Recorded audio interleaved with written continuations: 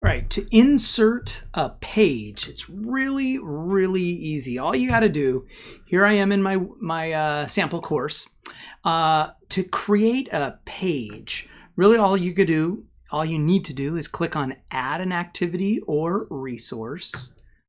I happen to have stored a page already, but typically your screen would look like this. And somewhere is page, there it is. Now I've starred it so it shows up on my list of favorites. So I'm going to click on page. I'm going to name that page, and basically we are inserting a web page into our eLearn course. So this is a sample page. That's the name. I can give a description that is purely optional and make it show up on the course page, that description, but I generally don't do that. Now here is where my content would go. This is where my typing would go, and I can highlight that and just kind of, there you go, and boom, and more, and there you go.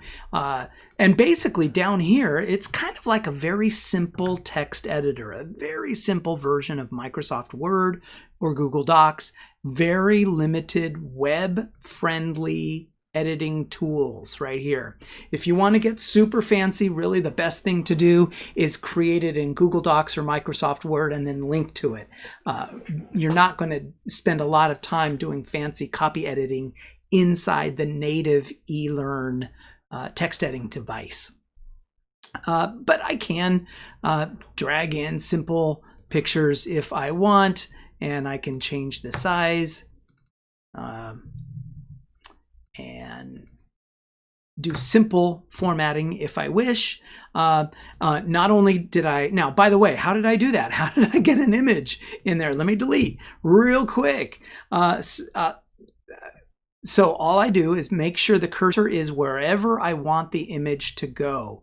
So I'm going to click right here. So now the cursor is in front of this second paragraph, and that's where the image is going to initially be dropped when I drag and drop. So I'm going to have an image on my desktop already, and I'm going to go over here and I'm going to drag it, and it doesn't matter where I am when I let go because it's going to put the image where that cursor is.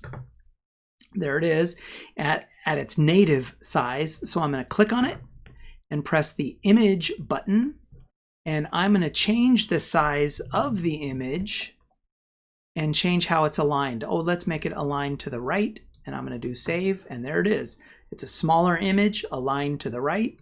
If I change my mind, I can click on the image, click on the image button. So let me do that again.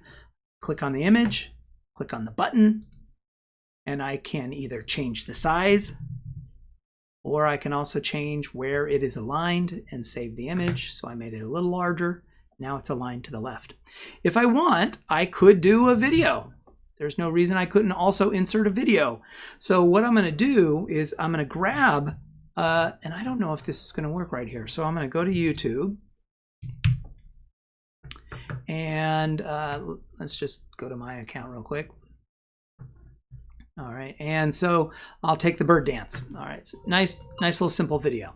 So I'm going to grab the share button, and I'm going to click copy. So now I have the code for the bird video.